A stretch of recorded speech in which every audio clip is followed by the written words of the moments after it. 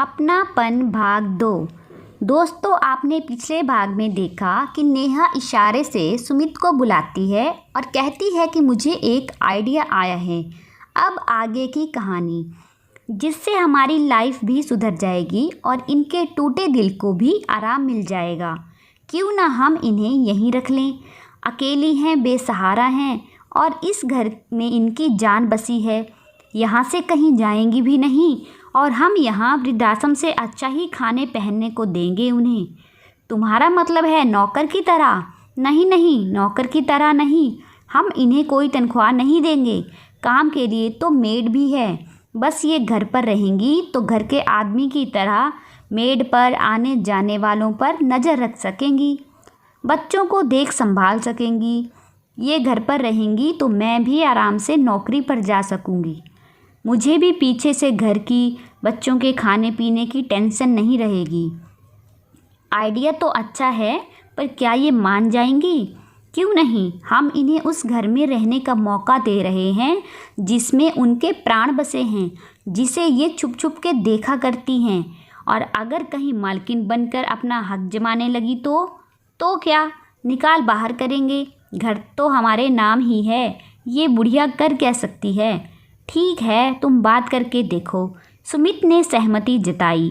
नेहा ने संभल कर बोलना शुरू किया। देखिए, अगर आप चाहें तो यहाँ रह सकती हैं। बुढ़िया की आंखें इस अप्रत्याशित प्रस्ताव से चमक उठी। क्या वाकई वो इस घर में रह सकती हैं? लेकिन फिर बुझ गई। आज के ज़माने में जहाँ सगे बेटे ने ही उन्हें घर से बेदखल कर दिया, वहाँ ये पराए लोग उसे बिना किसी स्वार्थ के क्यों रखेंगे? नहीं नहीं, आपको नाहक ही परेशानी होगी। परेशानी कैसी? इतना बड़ा घर है और आपके रहने से हमें भी आराम हो जाएगा। हालांकि दुनियादारी के कटु अनुभवों से गुजर चुकी गायत्री देवी नेहा की आंखों में छिपी मनसा को समझ गई, मगर उस घर में रहने के मोह में वो मना ना कर सकी। गायत्री देवी उनके साथ रहने आ गई और आते ही उनके सधे हुए अनुभवी हाथों ने घर की जिम्मेदारी बखूबी संभाल ली। सभी उन्हें अम्मा कह के ही बुलाते। हर काम उनकी निगरानी में सुचारू रूप से चलने लगा। घर की जिम्मेदारी से बेफिक्र होकर नेहा ने भी नौकरी ज्वाइन कर ली। साल भर कैसे बीत गया पता ही नहीं चला। अम्मा सुबह दोनों बच्चों को उठाती, तैयार करती, मान मनुहार कर खिलाती और स्कूल बस तक छोड़ती। फिर किसी कुशल प्रबंधक की तरह अपनी देख रेख में बाई से सारा काम कराती। रसोई का वो स्वयं खास ध्यान रखने लगी। खासकर बच्चों के स्कूल से आने के वक्त वो नित नए स्वादिष्ट और पौष्टिक व्यंजन तैयार कर देती। नेहा भी हैरान थी कि जो बच्चे चिप्स और पिज़्ज़ा के अलावा कुछ भी मन से ना खाते थे, वे उनके बनाए व्यंजन खुशी खुशी खाने लगे। बच्चे अम्मा से बेहद घुल मिल गए थे। उनकी कहानियों के लालच में कभी देर तक टीवी से चिपके रहने वाले बच्चे उनकी हर बात मानने लगे। समय से खाना पीना और होमवर्क निपटाकर बिस्तर में पहुंच जाते। अम्मा अपनी कहानियों से बच्चों में एक और जहां अच्छे संस्कार डाल रही थी, वहीं हर वक्त टीवी देखने की बुरी आदत से भी दूर ले जा रही थी।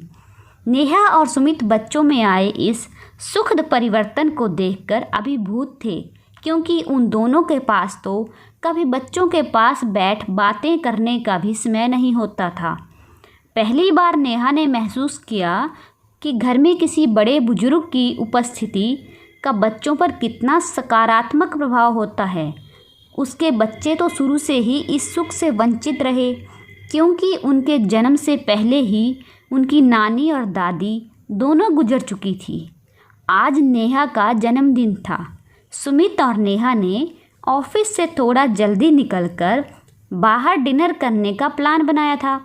सोचा था बच्चों को अम्मा संभाल लेगी, मगर घर में घुसते ही दोनों हैरान रह गए। बच्चों ने घर को गुब्बारों और झालरों से सजाया हुआ था। वहीं अम्मा ने नेहा की मनपसंद डिशेस और केक बनाए हुए थे। इस सरप्राइज़ बर्थडे पार्टी बच्चों के उत्साह और अम्मा की मेहनत से नेहा अभिभूत हो उठी और उसकी आंखें भर आई। इस तरह के वीआईपी ट्रीटमेंट की उसे आदत नहीं थी और इससे पहले बच्चों ने कभी उसके लिए ऐसा कुछ खास किया भी नहीं था। बच्चे दौड़कर नेहा के पास आ गए और जन्मदिन की बधाई देते हुए पूछा, आपको हमारा सरप्राइज़ कैसा लगा? बहुत अच्छा, इतना अच्छा कि क्या बताऊं। कहते हुए उसने बच्चों को बाहों में भरकर चूम लिया। हमें पता था आपको अच्छा लगेगा। अम्मा ने बताया कि बच्चों द्वारा किया गया छोटा सा प्रयास भी मम्मी पापा को बहुत बड़ी खुशी देता है, इसलिए हमने आपको खुशी देने के लिए ये सब किया। नेहा की आंखों में अम्मा के लिए कृतज्ञता छा गई। बच्चों से ऐसा सुख तो उसे पहली बार ही मिला था और वो भी उन्हीं के संस्कारों के कारण। केक काटने के बाद गायत्री देवी ने अपने पल्लू में बंधे लाल रुमाल में से कुछ निकाला और नेहा की ओर बढ़ाया। ये क्या है अम्मा? तुम्हारे जन्मदिन का उपहार। नेहा ने खोलकर देखा तो रुमाल में सोने की चेन थी। वो चौंक पड़ी। ये तो सोने की मालूम होती है। हाँ बेटी, सोने की ही है। बहुत मन था कि तुम्हारे जन्मदिन पर तुम्हें कोई तोहफा दूँ।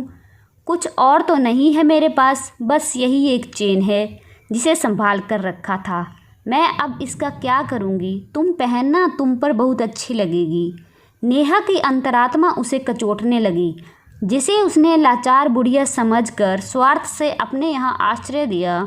उसका इतना बड़ा दिल कि अपने पास बचे इकलौते स्वर्ण धन को भी वह उसे सहज ही दे रही हैं। नहीं नहीं अम्मा, मैं इसे नहीं ले सकती। ले ले बेटी, एक माँ का आशीर्वाद समझ कर रख ले। मेरी तो उम्र भी हो चली, क्या पता तेरे अगले जन्मदिन पर तुझे कुछ देने के लिए मैं रहूं भी या नहीं। नहीं अम्मा, ऐसा मत कहिए। ईश्वर आपका साया हमारे सिर पर सदा बनाए रखे। कहकर नेहा उनसे ऐसे लिपटी जैसे बरसों बाद कोई बिछड़ी बेटी अपनी माँ से मिल रही हो। वो जन्मदिन नेहा कभी नहीं भूली, क्योंकि उसे उस दिन एक बेशकीमती उपहार मिला था जिसकी कीमत कुछ लोग बिल्कुल नहीं समझते, और वो था अपनापन। दोस्तों, आपको ये कहानी कैसी लगी मुझे कमेंट बॉक्स में ज़रूर बताइएगा और प्लीज़ मेरे चैनल को लाइक, शेयर एंड सब्सक्राइब कीजिएगा। Thanks for watching.